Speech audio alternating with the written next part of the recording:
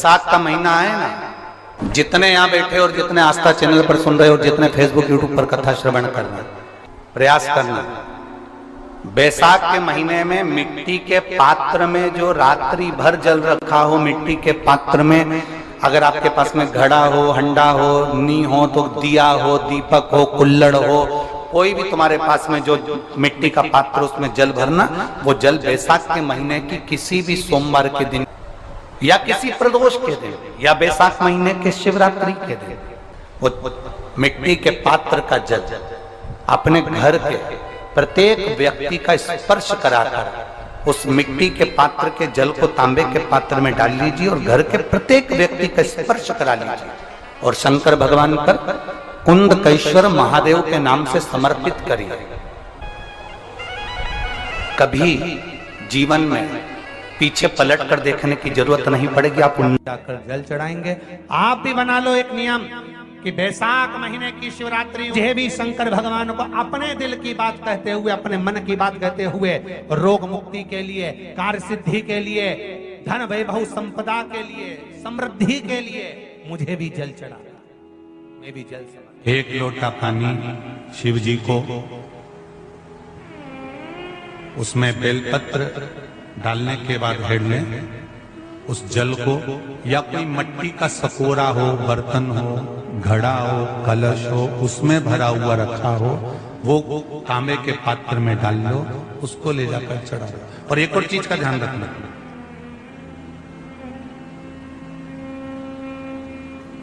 अगर असाध्य रोग जैसे ऐसा रोग हो जो समाप्त नहीं हो रहा हो, कैंसर, किडनी, लीवर या किसी का डायलिसिस चल रहा हो या लीवर काम नहीं कर रहा हो या शरीर की कोई हड्डी जुड़ नहीं रही हो, तो जो जल शिवजी को लोग चढ़ा रहे हैं वो जल को आचमन कर लेना।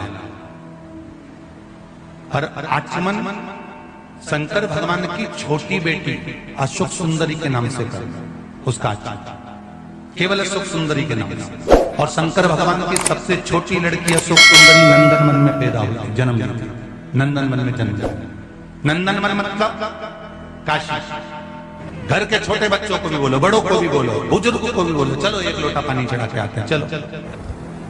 अगर कैंसर का रोग है या किडनी या लीवर या बुखार, पेट से जुड़ा हुआ, सिर से जुड़ा हुआ, कंधे से जुड़ा हुआ या घुटने से जुड़ा हुआ या रीढ़ की हड्डी में कहीं पानी भरा गया हो या कमर झुक रही हो, कोई भी रोग उधर से लेकर शरीर के अंदर नहीं भागता है और वो बेकार हो रहा है। तो बैसाख का महीना चल रहा है राकेश देवी जी, बैसाख का महीना चल रहा है। बैसाख के महीने की शिवरात्रि के दिन, बैसाख के महीने की जो शिवरात्रि आएगी, हर महीने शिवरात्रि आती है, तो बैसाख की जो शिवरात्रि है, इस शिवरात्रि के दिन सुबह 8 बजे से लेकर 11 बजे के बीच में एक लोटा पानी, उसमें थोड़ा सा बेल का फल मिल जाए, उस फल का थोड़ा सा भाग, या तो बेल का फल का अगर छिलका मिल जाए तो उसमें पानी भरकर तांबे के लोटे में डाल लो, या बेल का फल नहीं मिले तो बेलपत्री को लेके उसमें डुबो दो और डुबो के बेलपत्री को बाहर निकाल दो। वो पानी भगवान शंकर को शिवरात्रि के दिन, बैसाख महीने की जो शिवरात्रि है, बैसाख के महीने में प्रत्येक महीने शिवरात्रि आती है, बैसाख के महीने की शिवरात्रि के दिन सुबह 8 बजे से लेकर 11 बजे के बीच में शंकर भगवान को अपना रोग और बीमारी का बोलकर शंकर भगवान को जल समर्पित कर आ जाओ। बाबा पर विश्वास रखकर चढ़ाना, धीरे धीरे ठीक हो जाओ। शिव के भगवान शिव की सुबह के समय जाकर, और अगर बेलपत्री का पानी नहीं मिले तो मिट्टी के पात्र का पानी, आपको कथा में कहा मिट्टी के पात्र का पानी, वो भी शंकर भगवान को समर्पित कर सकते। जल बैसाख के महीने में शंकर पर शीतल जल समर्पित कर देने से शरीर के रोग समाप्त हो जाते हैं और रोग टिकता नहीं। शीतल और अगर शीतल जल का दर्शन करना हो तो कभी महाकालेश्वर अभियाल, कभी आप लोग लाइव दर्शन करते हो महाकाल के, तो महाकाल के दर्शन करेंगे तो वैशाख महीने में 5-5 घड़े मिट्टी के महाकाल राजा के ऊपर बांध दिए जाते हैं जल चढ़ाने के लिए। कभी आप लोग चकलेश्वर महादेव जाए मथुरा वृंदावन में गिरिराज जी की परिक्रमा, चकलेश्वर महादेव पे 5-5 मिट्टी के घड़े शिव जी के ऊपर बांध दिए जाते हैं। कभी काशी जाएं तो वहां पर मिट्टी का घड़ा शिव जी के ऊपर रख दिया जाता है। क्यों? क्योंकि वो मिट्टी के पात्र का जल जब बैसाख के महीने में शिव पर गिरता है तो जो उस जल को समर्पित करता है वो रोग से मुक्त हो जाता है, बड़ी बीमारी में घिरता नहीं। जयंत ब्राह्मण के मुख से श्रवण कर लिया था कि बैसाख महीने में अगर शिवरात्रि पड़े और उस शिवरात्रि पर एक कलश का पात्र, लोटा तांबे का या मिट्टी में रखा हुआ जल पात्र में लेकर एक बेलपत्र का छोटा सा भाग उसमें छुआया हुआ, और फिर निवेदन कर रहा हूं अगर बेलपत्र उस दिन नहीं मिले तो पात्र लेकर चले जाना मंदिर में। मंदिर में शंकर जी पे तो बेलपत्र चढ़ी होगी ना, अरे बोलो तो जरा, चढ़ी होगी ना। उसी बेलपत्र को धोकर फिर जल के पात्र में उसको छुआकर फिर शंकर भगवान को भाव से, दिल से जो चाहते हो, धन वैभव संपदा सत्ता या रोग से मुक्ति, चाहे उदर से जुड़ी हो। हाँ, एक चीज का ध्यान करना, अगर संपदा के लिए, विवाह के लिए या विद्या के लिए या अन्य चीजों के लिए आप शिव जी को जल चढ़ा रहे हो तो उसके जल को उठाकर नहीं लाना है। और अगर रोग के लिए जल चढ़ा रहे हो कि मुझे ये तकलीफ है, घर में ये बीमारी चल रही है या रोग चल रहा है या किडनी का या लीवर का या कैंसर का या ब्लड प्रेशर का, तो जो जल तुमने समर्पित करा उसको लेकर आकर आचमन भी करना। कौन से दिन? जम के बोलो जरा। शिवरात्रि। शंकर कह रहे हैं, माँ उमा से, माँ पार्वती से मेरा महेश कह रहा है, मेरा बाबा भोलेनाथ, मेरा बाबा विश्वनाथ, मेरा त्रिकालदर्शी कैलाशी अविनाशी कह रहा है कि हे पार्वती,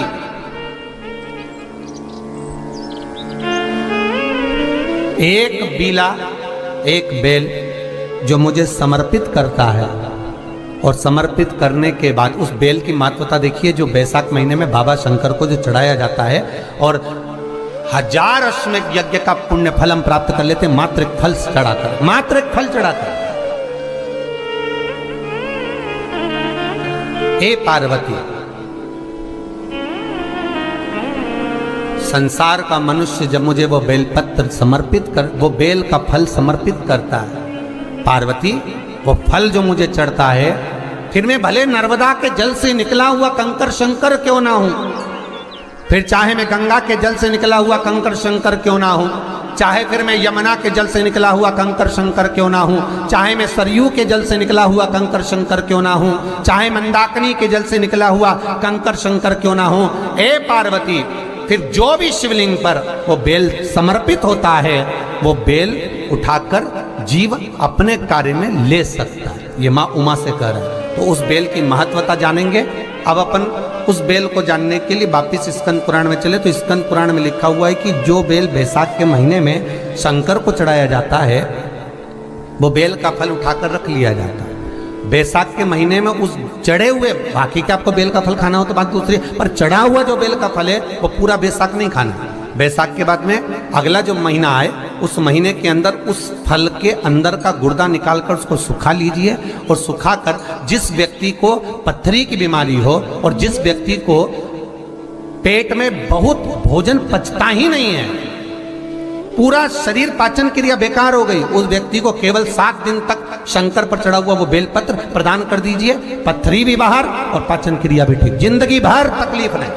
उस बैसाख में उस फल की इतनी महत्वता बाबा भोलेनाथ स्कंद पुराण, लिंग पुराण, नर्मदा पुराण, पद्म पुराण के अंतर्गत, शिव महापुराण के अंतर्गत वर्णन कर, उसकी महत्वता है।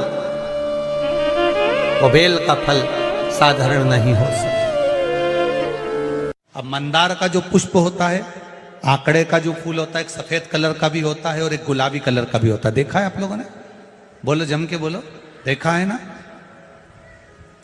गुलाबी कलर का जो पुष्प होता है वो आप मंदार का, आंकड़े का जो गुलाबी कलर का पुष्प होता है, आप टीवी पे देख रहे होंगे, एक सफेद देख रहे होंगे, एक मंदार का गुलाबी फूल, नीला कलर का फूल देख रहे होंगे। जो नीला कलर का जो पुष्प होता है, गुलाबी कलर का जो आंकड़े का फूल होता है, प्रयास करना।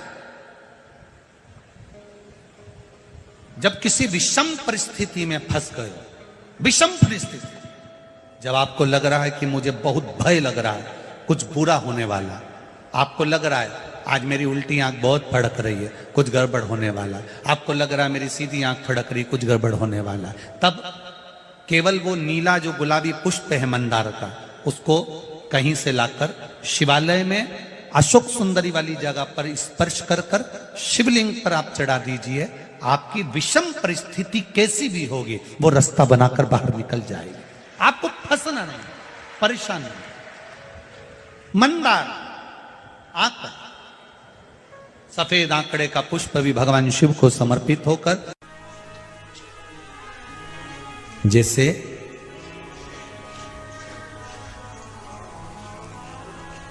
बेले के फल का गुर्दा, बेल का जो फल होता है, बेलपत्री का फल, उसका जैसे गुर्दा, उसके अंदर का जो भाग होता है बेल का, वो गुर्दा,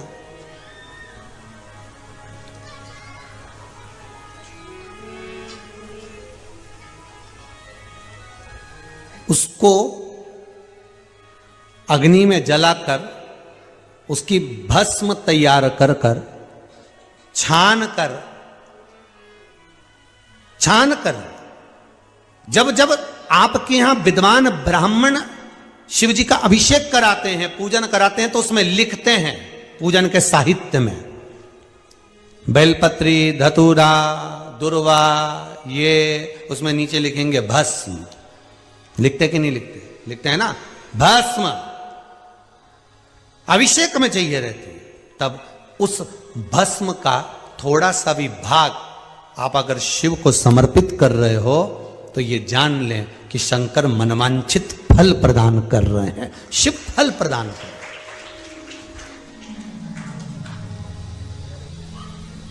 महाराज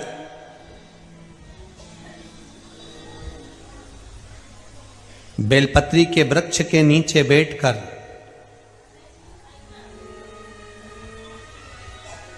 हाथ में एक बेलपत्र का पत्ता रखकर आप पंचाक्षर मंत्र नमः शिवाय, ओम नमः शिवाय या श्री शिवाय नमस्तुभ्यम या महामृत्युंजय मंत्र का स्मरण कर रहे हो, पर डंडी का भाग अपनी ओर, बेलपत्र की बीच वाली पत्ती का भाग बीच वाली उंगली की ओर रखकर अगर आप स्मरण कर रहे हैं और अपनी कामना कर कर बेलपत्री के वृक्ष के नीचे बैठकर उस पत्ते को सम्मुख रखकर बाबा से विनय कर कर एकांत में उस बेलपत्री के वृक्ष की छांव में, बेलपत्री के वृक्ष की छांव आप कामना कर कर उस पत्ते को शंकर भगवान के ऊपर समर्पित कर रहे हैं, तो ये जान कर रखें कि पार्वती और शिव का मिलन करवा रहे हैं और अपनी मनवांछित फल कामना पूर्ण करवा रहे हैं। क्योंकि शिव और पार्वती का जब मिलन होता है, शंकर पार्वती जब एक दूसरे के सम्मुख में होते हैं, शिव और पार्वती जब एक दूसरे के सामने अपने बच्चों के कारण एक दूसरे के सम्मुख में आते हैं, तो उनके चेहरे पर प्रसन्नता का भाव आ जाता।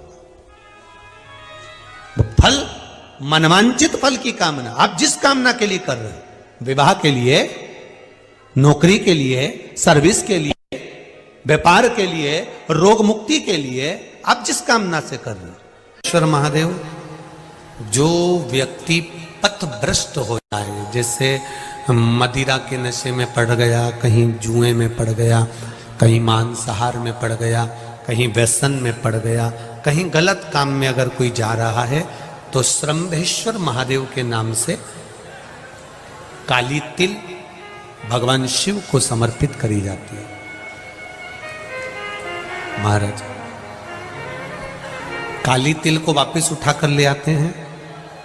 उसी काली तिल को जो मदिरा का नशा करने वाला होता है या जो गलत व्यसन में डूबा हुआ होता है, उसको वो सुबह के समय अगर नहीं खाता तो भोजन के साथ उसको दिया जाए।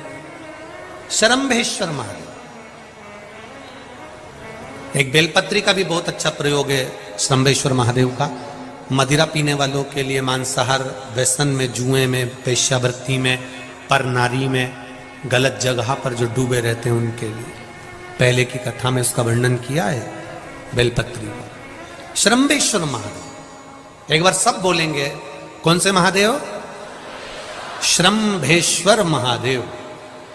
फिर जम के बोल लो एक बार, श्रम्भेश्वर महादेव। जब हमारे घर में क्रोध बढ़ता है या कोई गलत कार्य में जाने लगता है तो श्रम्भेश्वर महादेव का हमें शरणागति लेना चाहिए, श्रम्भेश्वर महादेव का पूजन करना चालू कर देना चाहिए।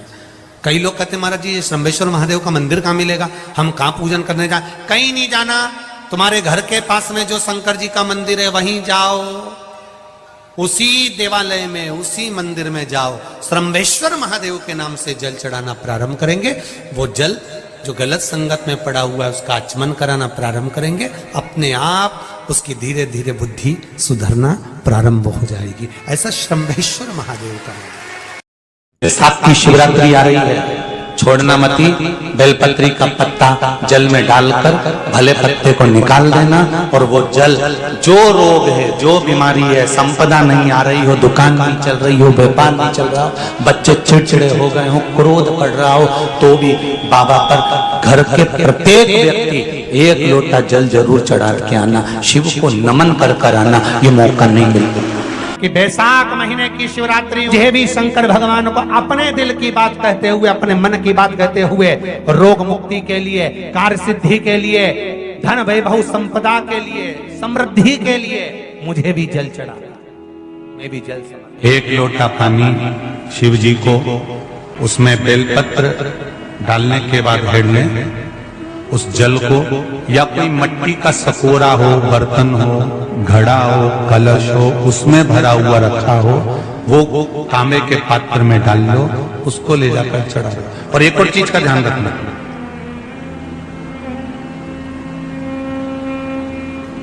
अगर असाध्य रोग, जैसे ऐसा रोग हो जो समाप्त नहीं हो रहा हो, कैंसर, किडनी, लीवर, या किसी का डायलिसिस चल रहा हो, या लीवर काम नहीं कर रहा हो, या शरीर की कोई हड्डी जुड़ नहीं रही हो, तो जो जल शिव जी को लोग चढ़ा रहे हैं वो जल को आचमन कर लेना।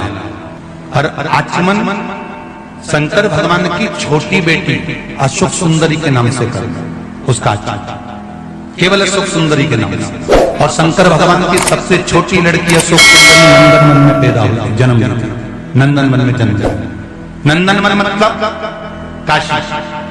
घर के छोटे बच्चों को भी बोलो, बड़ों को भी बोलो, बुजुर्गों को भी बोलो, चलो एक लोटा पानी चढ़ा के आते हैं, चलो। अगर कैंसर का रोग है, या किडनी, या लीवर, या बुखार, पेट से जुड़ा हुआ, सिर से जुड़ा हुआ, कंधे से जुड़ा हुआ, या घुटने से जुड़ा हुआ, या रीढ़ की हड्डी में कहीं पानी भरा गया हो, या कमर झुक रही हो, कोई भी रोग उधर से लेकर शरीर के अंदर नहीं भागता है और वो बेकार हो रहा है। तो बैसाख का महीना चल रहा है राकेश देवी जी, बैसाख का महीना चल रहा है। बैसाख के महीने की शिवरात्रि के दिन, बैसाख के महीने की जो शिवरात्रि आई है, हर महीने शिवरात्रि आती है, तो बैसाख की जो शिवरात्रि है, इस शिवरात्रि के दिन सुबह 8 बजे से लेकर 11 बजे के बीच में एक लोटा पानी, उसमें थोड़ा सा बेल का फल मिल जाए, उस फल का थोड़ा सा भाग, या तो बेल का फल का अगर छिलका मिल जाए तो उसमें पानी भरकर तांबे के लोटे में डाल लो, या बेल का फल नहीं मिले तो बेलपत्री को लेके उसमें डुबो दो, और डुबो के बेलपत्री को बाहर निकाल दो। वो पानी भगवान शंकर को शिवरात्रि के दिन, बैसाख महीने की जो शिवरात्रि है, बैसाख के महीने में प्रत्येक महीने शिवरात्रि आती है, बैसाख के महीने की शिवरात्रि के दिन सुबह 8 बजे से लेकर 11 बजे के बीच में शंकर भगवान को अपना रोग और बीमारी, शंकर भगवान को जल समर्पित कर बाबा पर विश्वास रखकर चढ़ाना, धीरे धीरे ठीक हो जाएगा। शिव से भगवान शिव की सुबह के समय जाकर, और अगर बेलपत्री का पानी नहीं मिले तो मिट्टी के पात्र का पानी, आपको कथा में कहा मिट्टी के पात्र का पानी वो भी शंकर भगवान को समर्पित कर सकते। जल बैसाख के महीने में शंकर पर शीतल जल समर्पित कर देने से शरीर के रोग समाप्त हो जाते हैं, वो रोग दिखता नहीं। शीतल, और अगर शीतल जल का दर्शन करना हो तो कभी महाकालेश्वर अभियान कभी आप लोग लाइव दर्शन करते हो महाकाल के, तो महाकाल के दर्शन करेंगे तो बैसाख महीने में 5-5 घड़े मिट्टी के महाकाल राजा के ऊपर मान दिए जाते हैं जल चढ़ाने के लिए। कभी आप लोग चकलेश्वर महादेव जाए मथुरा वृंदावन में गिरिराज की परिक्रमा, चकलेश्वर महादेव पे 5-5 मिट्टी के घड़े शिव जी के ऊपर बांध दिए जाते हैं। कभी काशी जाए तो वहां पर मिट्टी का घड़ा शिव जी के ऊपर रख दिया जाता है। क्यों? क्योंकि वो मिट्टी के पात्र का जल जब बैसाख के महीने में शिव पर गिरता है तो जो उस जल को समर्पित करता है वो रोग से मुक्त हो जाता है, बड़ी बीमारी में घिरता नहीं। बैसाख के महीने में सत्तू जरूर खाओ, और सत्तू चाइना से नहीं आएगा, इंडिया में ही बनेगा। श्रीमद् महापुराण की कथा कहती है कि शंकर भगवान के शिवलिंग से लेकर जलाधारी में कुछ स्थान ऐसे हैं वहां पर हमारा मात्र स्पर्श कर अपने दिल की बात कह देने पर भी कार्य सफल हो जाता है। तुम जल चढ़ाओ मत चढ़ाओ, तुम बेलपत्र चढ़ाओ मत चढ़ाओ, तुम धतूरा चढ़ाओ मत चढ़ाओ, पर दिल से अगर तुमने कहा तो उसका फल मिलेगा। सत्तू 12 महीने खाओ मत खाओ। कौन सा महीना? बैसाख के महीने में सत्तू जरूर खाओ, और सत्तू चाइना से नहीं आएगा, इंडिया में ही बनेगा और बनेगा। भारत में ही मरने का 47वां दिन, जब मरेंगे तब गरुड़ पुराण बचेगी, पहले ही सुन लो। और जिसके पास में गरुड़ पुराण नहीं हो तो पंडित जी से मंगवा कर फिर पढ़ के देख लेना। मरने के 47वें दिन 47 डेज 47वें दिन किस चीज का दान तुम्हारे सामने आता है? मरने के 47वें दिन। 10 दिन तक तो जीवात्मा घर की अटारी फिरती, मरने के बाद 12वें के दिन चली जाती है। उसके बाद में जब 47वां दिन आता है तो 47वें दिन जीवात्मा को क्या दान करा जाता है? व्यक्ति ने क्या पुण्य करा होता है कि उसको नरक नहीं भोगना पड़ता, बेतरणी नहीं भोगना पड़ती, और सीधे बेतरणी से पार उतर जाता है। वो किस चीज का दान है? तो कहा शिव महापुराण में, गरुड़ पुराण में, कि वो सत्तू का दान है जो बैसाख महीने में करा जाता है। सत्तू का दान 3 चीजों से मिलकर बनता है। जो बोलते जाओ जल्दी।